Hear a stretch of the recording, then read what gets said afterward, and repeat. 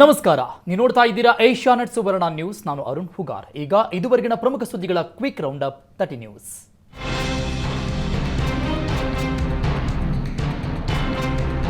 Prajwal video release ಹಿಂದೆ ಡಿಕೆಶಿ ಕೈವಾಡ ಆರೋಪಕ್ಕೆ ಟ್ವಿಸ್ಟ್ ಸಿಕ್ಕಿದೆ. ಪ್ರಜ್ವಲ್ ಸಹೋದರ ಸೂರಜ್ ರೇವಣ್ಣ ಡಿಕೆ ಶಿವಕುಮಾರನ್ನ ಭೇಟಿಯಾಗಿದ್ದು ಡಿಕೆಶಿ ಕೈವಾಡ ಆರೋಪಕ್ಕೆ ಪುಷ್ಟಿ ಸಿಕ್ಕಂತಾಗಿದೆ.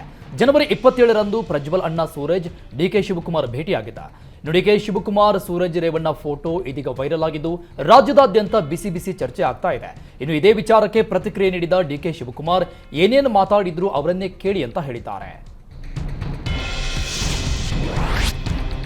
ಸಂಸದ ಪ್ರಜ್ವಲ್ ರೇವಣ್ಣ ಅಶ್ಲೀಲ ವಿಡಿಯೋ ಪ್ರಕರಣಕ್ಕೆ ಸಂಬಂಧಪಟ್ಟಂಗೆ ಹಾಸನದ ಎಂಪಿ ಗೆಸ್ಟ್ ಹೌಸ್ನಲ್ಲಿ ವಿಡಿಯೋ ರೆಕಾರ್ಡಿಂಗ್ ನಡೀತಾ ಎಂಬ ಮಾತುಗಳು ಕೇಳಿ ಬರ್ತಾ ಇವೆ. ಒಂದೇ ರೂಮ್ನಲ್ಲಿ ವಿಡಿಯೋ ರೆಕಾರ್ಡ್ ಆಗಿರೋ ಸಾಧ್ಯತೆ ಇದ್ದು 5 ವರ್ಷದ ಹಿಂದೆ ಎಂಪಿ ಗೆಸ್ಟ್ ಹೌಸ್ ಉದ್ಘಾಟನೆಯಾಗಿತ್ತು. ಎಸ್ಐಟಿಯಿಂದ ಎಂಪಿ ಗೆಸ್ಟ್ ಹೌಸ್ ಪರಿಶೀಲನೆ ನಡೆಸುವ ಸಾಧ್ಯತೆ ಇದ್ದು ವಾರದಲ್ಲಿ 4 ದಿನ ಪ್ರಜ್ವಲ್ ಗೆಸ್ಟ್ ಹೌಸ್ನಲ್ಲಿ ಇರ್ತಾ ಇದ್ದ ಎನ್ನಲಾಗಿದೆ. ಸದ್ಯ ಎಂಪಿ ಗೆಸ್ಟ್ ಹೌಸ್ಗೆ ಪೊಲೀಸರು ಬಿಗಿ ಭದ್ರತೆ ಒದಗಿಸಿದ್ದು ಹಾಸನ ಎಸ್ಪಿ ಕಚೇರಿ ಪಕ್ಕದಲ್ಲಿ ಎಂಪಿ ಗೆಸ್ಟ್ ಹೌಸ್ ಇದೆ. ಪ್ರಜ್ವಲ್ ರೇವಣ್ಣ ಅಶ್ಲೀಲ ವಿಡಿಯೋ ಪ್ರಕರಣಕ್ಕೆ ಸಂಬಂಧಪಟ್ಟಂಗೆ ಡಿಸಿಎಂ ಡಿಕೆ ಶಿವಕುಮಾರ್ ಪ್ರತಿಕ್ರಿಯೆ ಕೊಟ್ಟಿದ್ದಾರೆ. ಮೊದಲು ದೇವರಾಜೇಗೌಡ ಯಾರನ್ನ ಭೇಟಿ ಮಾಡಿದ್ದ? ನಮಗೆ ಗೊತ್ತಿರುವ ಮಾಹಿತಿಯ ಪ್ರಕಾರ ಮೊದಲಿಗೆ ಕುಮಾರಸ್ವಾಮಿ ಅವರನ್ನ ಭೇಟಿ ಮಾಡಿದ್ದ. ಅದಾದ್ಮೇಲೆ ಬಿಜೆಪಿ ಅವರಿಗೆ ಪೆನ್ ಡ್ರೈವ್ ಕೊಟ್ಟಿದ್ದ ಅಂತ ಡಿಕೆಶಿ ಹೇಳಿದ್ರು.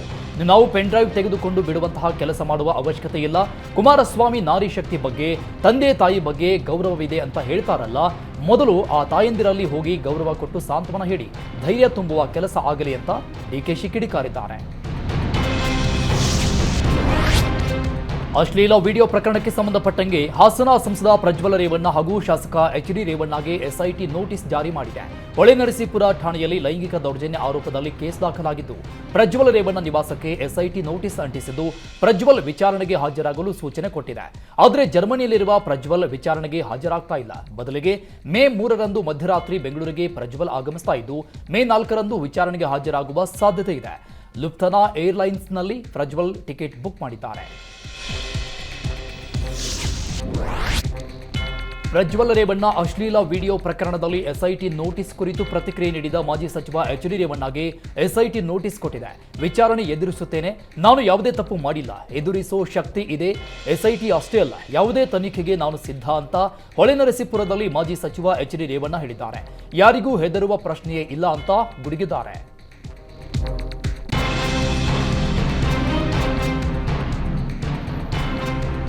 ಸಂಸದ ಪ್ರಜ್ವಲ್ ರೇವಣ್ಣ ವಿದೇಶಕ್ಕೆ ಹಾರಿರುವ ವಿಚಾರಕ್ಕೆ ಸಿಎಂ ಸಿದ್ದರಾಮಯ್ಯ ಪ್ರತಿಕ್ರಿಯಿಸಿದ್ದಾರೆ. ಯಾದಗಿರಿಯ ದೇವತ್ಕಲ್ ಗ್ರಾಮದಲ್ಲಿ ಮಾತನಾಡಿದ ಸಿಎಂ, ದೇವೇಗೌಡರೇ ಪ್ಲಾನ್ ಮಾಡಿ ಪ್ರಜ್ವಲ್ನನ್ನ ವಿದೇಶಕ್ಕೆ ಕಳುಹಿಸಿದ್ದಾರೆ ಅಂತ ಸಿದ್ದರಾಮಯ್ಯ ಸ್ಫೋಟಕ ಹೇಳಿಕೆ ನೀಡಿದ್ದಾರೆ. ವೀಸಾ ಕೊಡೋರು ಯಾರು? ಪಾಸ್ ಕೊಡೋರು ಬಿಜೆಪಿಯವರೇ ತಾನೆ. ಪ್ರಜ್ವಲ್ ಪೆನ್ ಡ್ರೈವ್ ಕೇಸ್ಗೂ ಡಿಸಿಎಂ ಡಿಕೆ ಶಿವಕುಮಾರ್ಗೂ ಸಂಬಂಧವಿಲ್ಲ ಅಂತ ಸಿದ್ದರಾಮಯ್ಯ ಹೇಳಿದ್ದಾರೆ. ಕುಮಾರಸ್ವಾಮಿಗೆ ಡಿಕೆಶಿ ನೆನೆಸಿಕೊಳ್ಳದಿದ್ದರೆ ನಿದ್ದೆ ಊಟ ಸೇರಲ್ಲ ಅಂತ ಕುಮಾರಸ್ವಾಮಿ ವಿರುದ್ಧ ಸಂಸದ ಡಿಕೆ ಸುರೇಶ್ ವ್ಯಂಗ್ಯವಾಡಿದ್ದಾರೆ. ನಮ್ಮ ಬಳಿ ಪೆನ್ ಡ್ರೈವ್ ಇದ್ದಿದ್ರೆ ಚುನಾವಣೆ ಮುಂಚೆ ಬಿಡ್ತಾ ಇದ್ವಿ. ಕುಮಾರಸ್ವಾಮಿ ದಿನ ಒಂದೊಂದು ಸ್ಟೇಟ್ಮೆಂಟ್ ಕೊಡ್ತಾ ಇರ್ತಾರೆ. ಎಲ್ಲ ಆರೋಪಗಳನ್ನು ಡಿಕೆಶಿ ಮೇಲೆ ಮಾಡ್ತಿದ್ದಾರೆ. ಹಾಸನ ಪೆನ್ ಡ್ರೈವ್ ಹಿಂದೆ ಕುಮಾರಸ್ವಾಮಿಯ ಕೈವಾಡವಿದೆ, ಹಾಸನ ನಾಯಕರ ಕೈವಾಡವಿದೆ ಅಂತ ಡಿಕೆ ಸುರೇಶ್ ಗಂಭೀರ ಆರೋಪ ಮಾಡಿದ್ದಾರೆ. ಅಶ್ಲೀಲ ವಿಡಿಯೋ ಕೇಸ್ ಬಳಿಕ ಪ್ರಜ್ವಲ್ ಮೊದಲ ಬಾರಿಗೆ ಪ್ರತಿಕ್ರಿಯೆ ನೀಡಿದ್ದಾರೆ. ಎಸ್ಐಟಿ ತನಿಖೆಗೆ ಹಾಜರಾಗಲು ಕಾಲಾವಕಾಶ ಕೋರಿರುವ ಪ್ರಜ್ವಲ್, ವಿಚಾರಣೆಗೆ ಹಾಜರಾಗಲು ನಾನು ಬೆಂಗಳೂರಲ್ಲಿ ಇಲ್ಲದ ಕಾರಣ ನಾನು ನನ್ನ ವಕೀಲರ ಮೂಲಕ ಸಿಐಡಿಗೆ ಮನವಿ ಮಾಡಿದ್ದೇನೆ. ವಿಚಾರಣೆಗೆ ಹಾಜರಾಗಲು 7 ದಿನ ಕಾಲಾವಕಾಶ ಕೊಡಿ ಎಂದಿರುವ ಪ್ರಜ್ವಲ್, ಸತ್ಯ ಆದಷ್ಟು ಬೇಗ ಹೊರ ಬರಲಿದೆ ಅಂತ ತಮ್ಮ ಟ್ವಿಟರ್ನ ಖಾತೆಯಲ್ಲಿ ಬರೆದುಕೊಂಡಿದ್ದಾರೆ.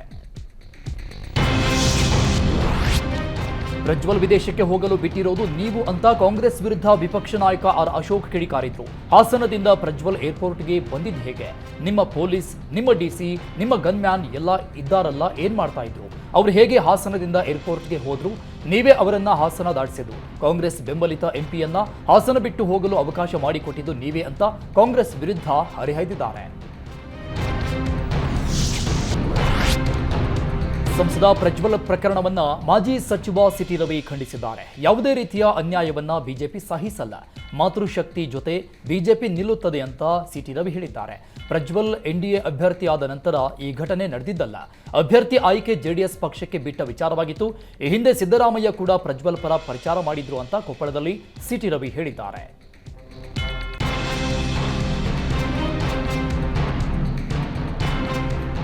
ಪ್ರಜ್ವಲ್ ರೇವಣ್ಣ ಅಶ್ಲೀಲ ವಿಡಿಯೋ ಪ್ರಕರಣಕ್ಕೆ ಸಂಬಂಧಪಟ್ಟಂಗೆ ಡ್ರೈವರ್ ಕಾರ್ತಿಕ್ ಮೊಬೈಲ್ನನ್ನ ಎಫ್ಎಸ್ಎಲ್ಗೆ ರವಾನೆ ಮಾಡಲಾಗಿದೆ. ನಿನ್ನೆ ಕಾರ್ತಿಕ್ ವಿಚಾರಣೆ ಮಾಡಿದ ಎಸ್ಐಟಿ ಅಧಿಕಾರಿಗಳು ವಿಚಾರಣೆ ಬಳಿಕ ಕಾರ್ತಿಕ್ ಮೊಬೈಲ್ ಸೀಸ್ ಮಾಡಿದ್ದಾರೆ. ಅಧಿಕಾರಿಗಳ ಮುಂದೆ ವಿಡಿಯೋ ಬಗ್ಗೆ ಕಾರ್ತಿಕ್ ಮಾಹಿತಿ ನೀಡಿದ್ದು, ನನ್ನ ಬಳಿ ಇದ್ದ ವಿಡಿಯೋ ದೇವರಾಜೇಗೌಡ ಒಬ್ಬರಿಗೆ ಮಾತ್ರ ಕೊಟ್ಟಿದ್ದೇನೆ ಅಂತ ಹೇಳಿಕೆ ನೀಡಿದ್ದ. ಹೀಗಾಗಿ ಕಾರ್ತಿಕ್ ಮೊಬೈಲ್ ಎಫ್ಎಸ್ಎಲ್ಗೆ ಕಳುಹಿಸಲಾಗಿದೆ. ಪ್ರಜ್ವಲ್ ರೇವಣ್ಣ ಪೆನ್ ಡ್ರೈವ್ ಪ್ರಕರಣಕ್ಕೆ ಸಂಬಂಧಿಸಿದಂತೆ ಹಾವೇರಿಯಲ್ಲಿ ಕೆಪಿಸಿಸಿ ಕಾರ್ಯಾಧ್ಯಕ್ಷ ವಿನಯ್ ಕುಲಕರ್ಣಿ ಪ್ರತಿಕ್ರಿಯೆ ನೀಡಿದ್ದಾರೆ. ಪ್ರಜ್ವಲ್ ಜರ್ಮನಿಗೆ ಹೋಗಲು ಒಂದೇ ದಿನದಲ್ಲಿ ವೀಸಾ ಹೇಗೆ ಸಿಕ್ಕಿತು ಅಂತ ವಿನಯ್ ಕುಲಕರ್ಣಿ ಪ್ರಶ್ನೆ ಮಾಡಿದ್ದಾರೆ. ಆ ಮಹಿಳೆಯರಿಗೆ ನ್ಯಾಯ ಕೊಡಿಸುವ ಕೆಲಸ ಆಗಬೇಕು. ಎಷ್ಟು ಮಹಿಳೆಯರಿಗೆ ಫ್ಯಾಮಿಲಿ ಇದೆ, ಅವರ ಪರಿಸ್ಥಿತಿ ಏನು? ಪ್ರಜ್ವಲ್ ರೇವಣ್ಣ ಯಾಕೆ ವಿಡಿಯೋ ಮಾಡಿಕೊಂಡ, ಹೇಗೆ ಮಾಡಿಕೊಂಡ ಎಂಬುದು ಪೊಲೀಸರು ತನಿಖೆ ಮಾಡ್ತಾ ಇದ್ದಾರೆ ಅಂತ ವಿನಯ್ ಕುಲಕರ್ಣಿ ಹೇಳಿದ್ದಾರೆ. ಹಾಸನದಲ್ಲಿ ಅಶ್ಲೀಲ ವಿಡಿಯೋಗಳ ಹರಿದಾಟದಲ್ಲಿ ಮಕ್ಕಳ ಆಯೋಗಕ್ಕೆ ಅನುಮಾನಗಳು ಹೆಚ್ಚಾಗಿವೆ. ಅಶ್ಲೀಲ ವಿಡಿಯೋ ಕೇಸ್ನಲ್ಲಿ ಅಪ್ರಾಪ್ತಿಯರು ಸಿಲುಕಿರುವ ಶಂಕೆ ವ್ಯಕ್ತವಾಗಿದ್ದು, ವಿಶೇಷ ತನಿಖಾ ತಂಡಕ್ಕೆ ಮಕ್ಕಳ ಹಕ್ಕುಗಳ ರಕ್ಷಣಾ ಆಯೋಗ ಪತ್ರ ಬರೆದಿದೆ. ಒಂದು ವೇಳೆ ಇದರಲ್ಲಿ ಅಪ್ರಾಪ್ತಿಯರು ಕಂಡುಬಂದಲ್ಲಿ ಕೂಡಲೇ ತಮಗೆ ತಿಳಿಸುವಂತೆ ತನಿಖಾ ತಂಡಕ್ಕೆ ಮಕ್ಕಳ ಆಯೋಗ ಪತ್ರ ಬರೆದಿದೆ. ಪ್ರಜ್ವಲ್ ಪೆನ್ ಡ್ರೈವ್ ಪ್ರಕರಣಕ್ಕೆ ಸಂಬಂಧಪಟ್ಟಂಗೆ ರಾಜ್ಯದಾದ್ಯಂತ ಪ್ರತಿಭಟನೆ ಆಗ್ತಾ ಇದೆ. ವಿಜಯಪುರ ನಗರದಲ್ಲಿ ಎಐಡಿವೈಒ ಹಾಗೂ ಎಐಎಂಎಸ್ಎಸ್ ಸಂಘಟನೆ ಪ್ರತಿಭಟನೆ ಮಾಡಿದ್ದು, ಅಂಬೇಡ್ಕರ್ ವೃತ್ತದಲ್ಲಿ ಪ್ರಜ್ವಲ್ ವಿರುದ್ಧ ಘೋಷಣೆ ಕೂಗಿ ಆಕ್ರೋಶ ವ್ಯಕ್ತಪಡಿಸಿದ್ದಾರೆ. ಸಂತ್ರಸ್ತರು ಬಂದು ದೂರು ದಾಖಲಿಸುವವರೆಗೂ ಕಾಯದೆ ಕ್ರಮ ಕೈಗೊಳ್ಳುವಂತೆ ಪ್ರತಿಭಟನಾಕಾರರು ಆಗ್ರಹಿಸಿದ್ದಾರೆ. ಅಲ್ಲದೆ ಡಿಸಿ ಮೂಲಕ ಸಿಎಂ ಸಿದ್ದರಾಮಯ್ಯಗೆ ಮನವಿ ಮಾಡಿದ್ದಾರೆ. ಶಾಸಕ ಬಸನಗೌಡ ಪಾಟೀಲ್ ಯತ್ನಾಳ್ ವಿರುದ್ಧ ಎಫ್ಐಆರ್ ದಾಖಲಾಗಿದೆ. ಸಚಿವ ಶಿವಾನಂದ ಪಾಟೀಲ್ ಅವರ ಚಾರಿತ್ರ್ಯಕ್ಕೆ ಧಕ್ಕೆ ತಂದ ಆರೋಪ ಹಿನ್ನೆಲೆಯಲ್ಲಿ ನವನಗರ ಪೊಲೀಸ್ ಠಾಣೆಯಲ್ಲಿ ಎಫ್ಐಆರ್ ದಾಖಲಿಸಲಾಗಿದೆ. ಅವರ ಹೇಳಿಕೆಗಳು ಧರ್ಮಗಳ ಮಧ್ಯೆ ಭಾವನೆಗಳನ್ನು ಕೆರಳುವಂತೆ ಮಾಡಿದೆ. ಮತೀಯ ಭಾವನೆಗಳಿಗೆ ಆಘಾತ ಉಂಟು ಮಾಡಲಾಗಿದೆ ಅಂತ ಐಪಿಸಿ ಮತ್ತು ಪ್ರಜಾಪ್ರಾತಿನಿಧ್ಯ ಕಾಯ್ದೆ ಅಡಿ ಪ್ರಕರಣ ದಾಖಲು ಮಾಡಲಾಗಿದೆ.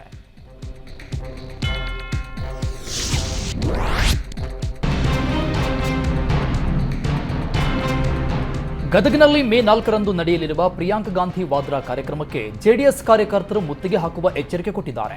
ಹುಬ್ಬಳ್ಳಿಯಲ್ಲಿ ಜೆಡಿಎಸ್ ನಾಯಕರಿಗೆ ಮುತ್ತಿಗೆ ಹಾಕಿದ್ದಕ್ಕೆ ಆಕ್ರೋಶ ಹೊರಹಾಕಿದ್ದು, ಪ್ರಿಯಾಂಕ ಗಾಂಧಿ ಆನಂದ್ ಸ್ವಾಮಿ ಪರ ಪ್ರಚಾರಕ್ಕೆ ಬಂದಾಗ ಮುತ್ತಿಗೆ ಹಾಕುವ ಎಚ್ಚರಿಕೆ ನೀಡಿದ್ದಾರೆ.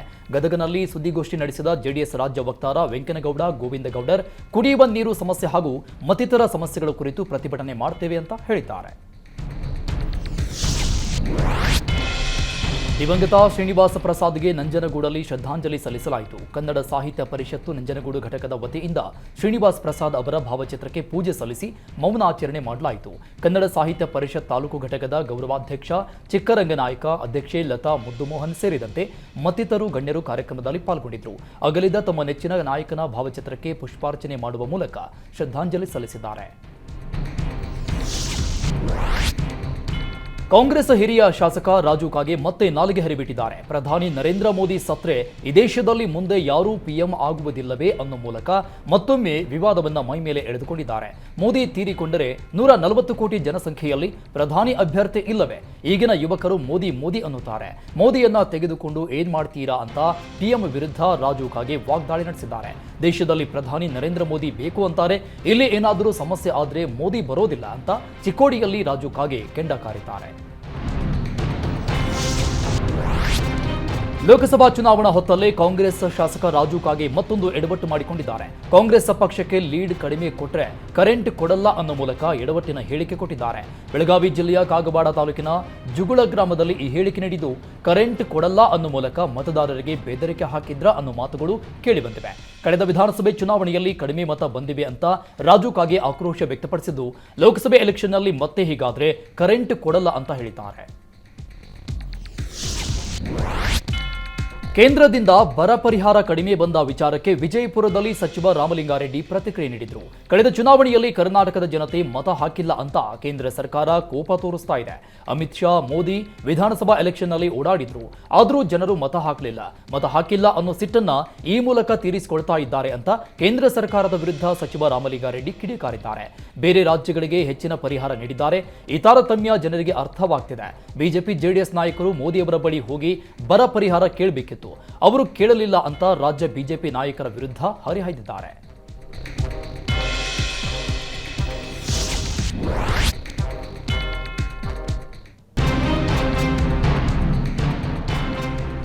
ಸಂಸದ ಪ್ರಜ್ವಲ್ ರೇವಣ್ಣ ಅಶ್ಲೀಲ ವಿಡಿಯೋ ಪ್ರಕರಣಕ್ಕೆ ಸಂಬಂಧಪಟ್ಟಂತೆ ಕಾಂಗ್ರೆಸ್ ವಿರುದ್ಧ ಕೇಂದ್ರ ಸಚಿವ ಪ್ರಹ್ಲಾದ್ ಜೋಶಿ ಕಿಡಿಕಾರಿದ್ದಾರೆ.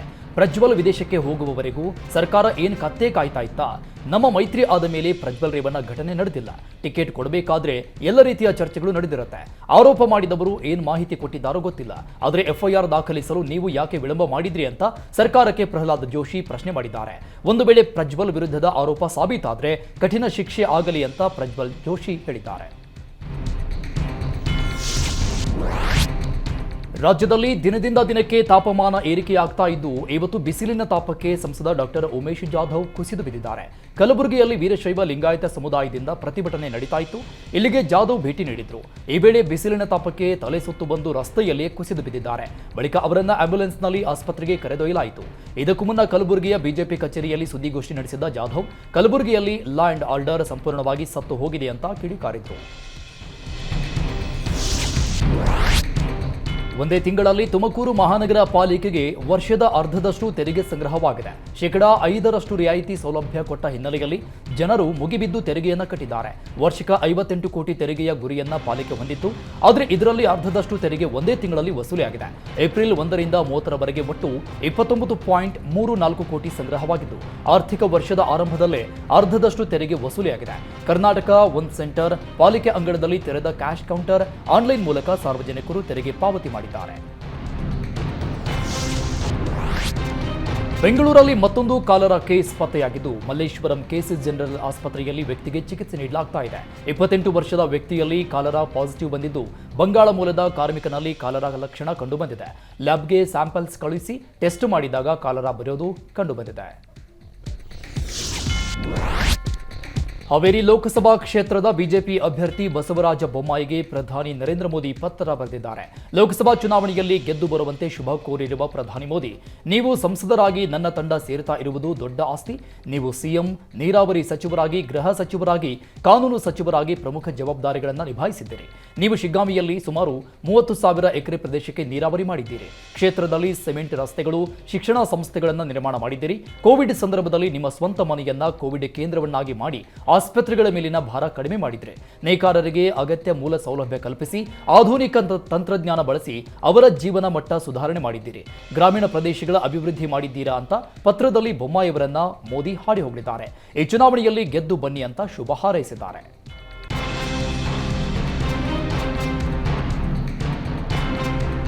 ಬಿಜೆಪಿ ಅಭ್ಯರ್ಥಿ ಬಿವೈ ರಾಘವೇಂದ್ರ ಪರ ಮಾಜಿ ಸಿಎಂ ಯಡಿಯೂರಪ್ಪ ಭರ್ಜರಿ ಮತಬೇಟೆ ಶುರು ಮಾಡಿದ್ದಾರೆ. ಶಿವಮೊಗ್ಗದಲ್ಲಿ ವಿವಿಧ ಸಮಾಜಗಳ ಪ್ರಮುಖರ ಜೊತೆ ಸಭೆ ನಡೆಸಿ ಮತಯಾಚನೆ ಮಾಡ್ತಾ ಇರುವ ಯಡಿಯೂರಪ್ಪ ಮರಾಠ ಸಮಾಜ ಸೇರಿದಂತೆ ವಿವಿಧ ಸಮಾಜಗಳ ಪ್ರಮುಖರ ಜೊತೆ ಮಾತುಕತೆ ನಡೆಸ್ತಾ ಇದ್ದಾರೆ. ಈ ವೇಳೆ ತಾವು ಸಿಎಂ ಆಗಿದ್ದಾಗ ಮರಾಠ ಸಮಾಜಕ್ಕೆ ಅನೇಕ ಕೊಡುಗೆಗಳನ್ನು ನೀಡಿದ್ದನ್ನ ಯಡಿಯೂರಪ್ಪ ಸ್ಮರಿಸಿದ್ದಾರೆ. ಎಲ್ಲ ಚುನಾವಣೆಗಳಲ್ಲೂ ಬಿಜೆಪಿಯನ್ನ ಮರಾಠ ಸಮಾಜ ಬೆಂಬಲಿಸಿದೆ. ಈ ಬಾರಿ ದೇಶಕ್ಕಾಗಿ ಮತ್ತೊಮ್ಮೆ ಮೋದಿ ಪ್ರಧಾನಿ ಆಗಬೇಕು. ಈ ಹಿನ್ನೆಲೆಯಲ್ಲಿ ಬಿಜೆಪಿ ಬೆಂಬಲಿಸಬೇಕು ಅಂದರು.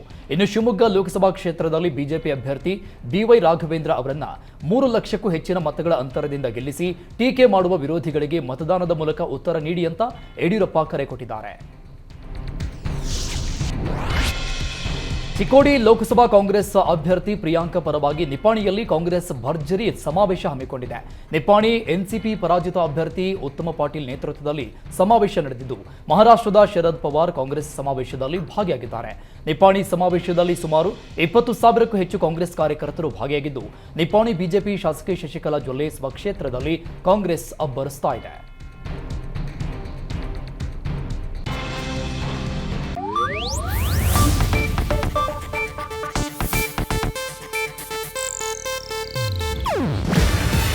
ಇದು ಏಷ್ಯಾನೆಟ್ ನ್ಯೂಸ್ ನೆಟ್ವರ್ಕ್ ಪ್ರಸ್ತುತಿ. ನೀವು ನೋಡ್ತಿದ್ದೀರಾ ಏಷ್ಯಾನೆಟ್ ಸುವರ್ಣ ನ್ಯೂಸ್.